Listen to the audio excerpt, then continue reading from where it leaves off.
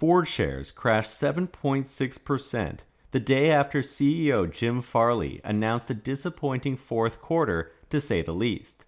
The company missed earnings expectations by 11 cents a share, but net income was down 90% from the prior year, as the company took big losses on its Rivian and Argo stakes.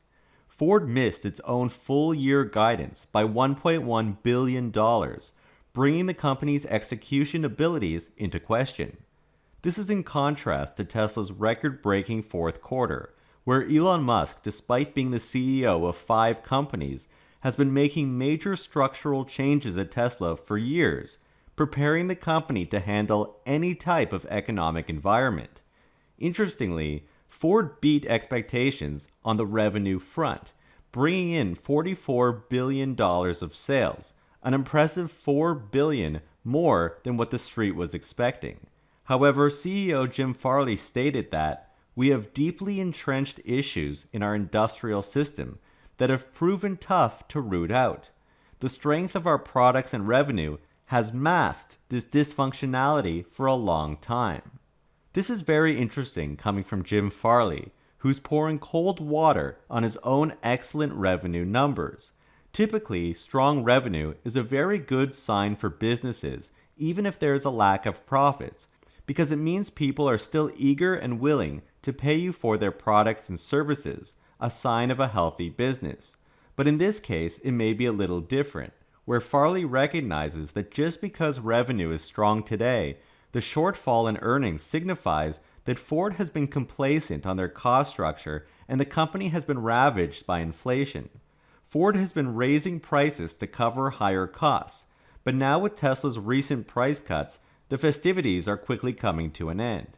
Strong revenue but weak orders indicates that the company may be overcharging its customers through its continued price increases.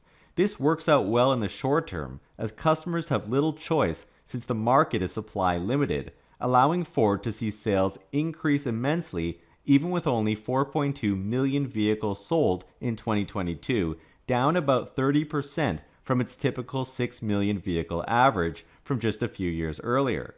But longer-term customers tend to look elsewhere for better value opportunities, which may be one of the major concerns that the CEO is worried about.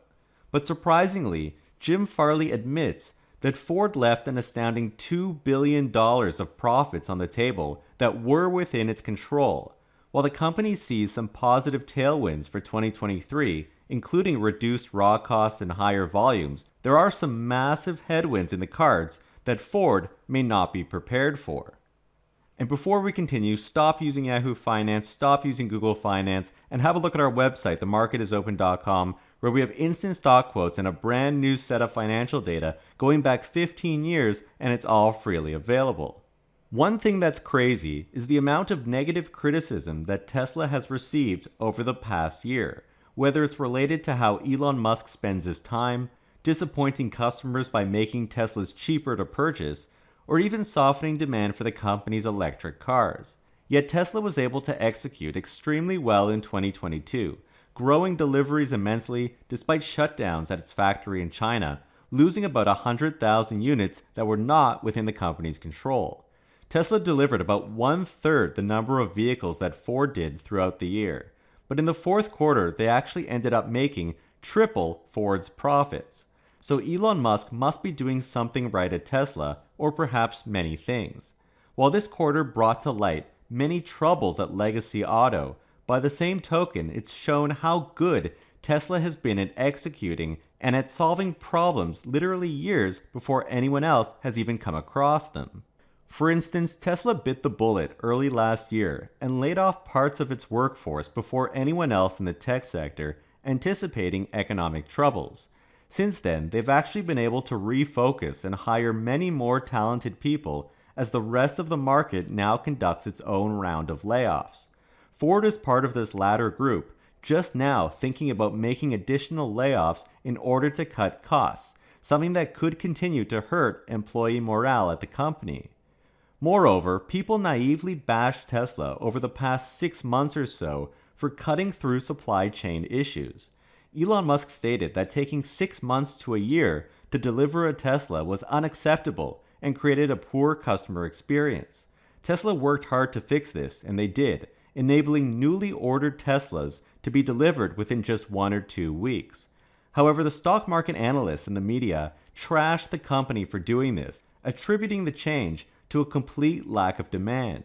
But subsequently, Tesla cut prices by up to $13,000 in some cases, which also put Model 3 and Model Y in the range of acquiring the $7,500 consumer tax credits from the Inflation Reduction Act, meaning that price drops were effectively up to $20,000 on a Tesla vehicle.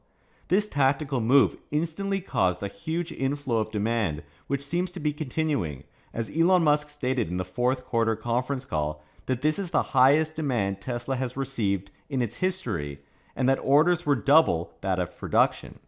Now, compared to Ford, which actually had no choice but to cut prices following Tesla's move, Ford never actually fixed their supply chain issues, which makes it very difficult to deliver incomplete cars. Ford's fourth quarter results are riddled with supply chain problems, and they're still talking about a chip shortage, something that Tesla fixed in its own business over a year ago by rewriting firmware for at least 19 different chip suppliers so that it could source from multiple areas. On the other hand, Ford is essentially getting an involuntary boost to their demand by being forced to cut price, but they haven't increased their supply yet. And Jim Farley cites that Ford left about 100,000 units on the table this quarter, which were within Ford's grasp. That means that other companies have the opportunity to swoop in and take Ford's potential customers, who may not want to wait months or years for a vehicle with so many production issues. Ford's primary EV, the Mustang Mach E, also suffers from supply chain, manufacturing, and technology problems, but Ford seems to have its focus elsewhere. One of the things that recently received a lot of hype is that Ford would be partnering with Formula One in 2026, which will increase its advertising capabilities in 3 years from now. Bill Ford, who is the executive chairman of Ford Motor Company and the great-grandson of Henry Ford, stated that Ford, alongside world champions Oracle Red Bull Racing, is returning to the pinnacle of the sport, bringing Ford's long tradition of innovation, sustainability, and electrification to one of the world's most visible stages. Now, given the hype that this has received, it doesn't appear to solve Ford's core issues. Increased advertising doesn't fix core technology and manufacturing problems. Tesla focuses all of its attention and resources in the exact opposite way, by putting it all into engineering and virtually none into advertising, and it's starting to show where Ford's priorities lie. In an interview with Praz Subramaniam, Ford CEO Jim Farley says he's giving back to shareholders, including an 80-cent dividend for the quarter, which is astounding, and he was very proud of that. Ford typically gives a 15-cent dividend, but declared a supplemental 65-cent dividend to give back to shareholders. Immediately after saying this, Jim Farley says, "But Ford is a growth company, and it's going to take a while on the industrial side, but boy is Ford going to be a powerful company." Now, to me, this is a little strange, because Ford has actually been a shrinking company, not a growth company. Growth companies typically see opportunity everywhere they look, and can deploy resources in those areas in order to achieve attractive returns for shareholders. When the opportunities dry up, or growth has matured and the company is throwing off cash, that's when a dividend makes more sense. So Ford hasn't really proven itself as a growth company, and the special dividend implies that investors can deploy that cash better than Ford can, which is why Jim Farley quickly covered up by saying that Ford was a growth company. This is another reason why we were against Tesla buying back shares, which is effectively the same as a dividend. Because there's so much opportunity for the business, why give it back to shareholders? The shareholders don't even want it. They'd rather plow it back into Tesla's multiple businesses. And so Ford seems to be making these financial moves in order to please shareholders, which may work in the short term, but still fails to address the core issues which are important for the long term. For instance, one of the most insane statements from Ford's investor call was when Jim Farley divulged production issues with the Ford Mustang Mach E and the F-150 Lightning. He says, "We didn't know that our wiring harness for the Mach E was 1.6 kilometers longer than it needed to be. We didn't know it's 70 pounds heavier and that it costs an extra $300 a battery. We didn't know that we underinvested in braking technology to save on battery size. Wait a minute, what do you mean that Ford CEO didn't know how many kilometers of wiring were in his vehicle, or how big the battery was, or how they skipped out on investing in brakes? Tesla doesn't have this problem, and investors should be thanking Elon Musk right about now, since the way he runs the company is highly underappreciated.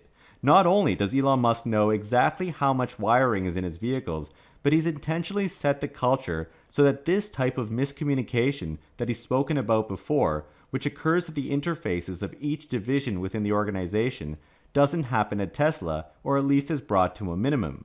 The company learned the hard way years ago and has since iterated and innovated, even at the organizational level, to improve communication across teams. Elon Musk says that everyone is the chief engineer and should know how the entire vehicle works. During the Model 3 ramp-up about half a decade ago, there were some instances of parts being included in the vehicle in which no one knew why they were needed.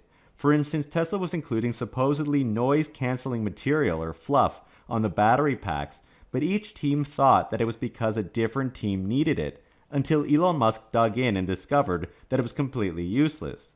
Ford is just making these revelations now, and the CEO is not at all technical, as Jim Farley has a marketing and sales background, and so he's not the chief engineer of his own product, which makes it very difficult to cut across company silos, since the ability usually needs to stem from someone like the CEO. Again, Elon Musk has said at Tesla that anyone is allowed to talk to anyone else, and they can't get in trouble. And that needs to come from the CEO, and not just say it, but it needs to be practiced in order to help flatten the organization, improve communication, and ultimately enhance the product. Moreover, we also just heard that both Tesla and Ford and numerous other companies who had electric SUVs are now reclassified by the Inflation Reduction Act to use the proper EPA rules when classifying these vehicles, meaning that instead of the $55,000 limit for SUVs being able to access the $7,500 tax credit, it's now a limit of $80,000 as it should have been in the first place. This allows all of Tesla's Model Y and Model 3 vehicles to now qualify for the credits, and all of Ford's Mustang Mach E's will now qualify as well. This is good for both companies as they compete with ICE vehicles. Although Ford's 2023 Mustang Mach E California Route 1 E all-wheel drive extended range model now qualifies. Now, Ford highlights some potentially big headwinds going into 2023. They expect a mild US recession and moderate in Europe. Usually it's better to prepare for the worst and hope for the best, but Ford believes its profit center in the United States will remain fairly strong. Ford currently loses money in both Europe and in China, so a deeper recession could extend these losses. They also expect supply chains to go back to normal, which means more vehicles on the road since they'll actually be able to build them, but therefore pricing will come back down as volumes grow. Interestingly, they're also saying that Ford Credit's earnings before taxes will be cut in half. This may be due in part to current and further price cuts hitting the underlying value of all vehicles, and although they say that delinquencies are low, these higher interest rates could adversely affect buyers going forward, as discussed in this video here. Now, despite all of these issues, Ford is actually the number 2 EV brand in the United States behind Tesla. And although it may be difficult for Tesla to see them with a telescope, consider that other EV competitors may be in even worse shape than Ford. So do you think that Ford will be able to make the changes necessary to once again regain their strength as a powerful brand but in the EV space? Or what headwind do you think is the biggest concern for Ford in 2023? Don't forget to watch my last video on BYD's Atto 3 and ATT electric semi-truck. Please hit the like button and subscribe, we would really appreciate that. And a huge shout out to all of our patrons that help to support our channel. Your support helps us to continue to make great content. Thank you guys so much for watching.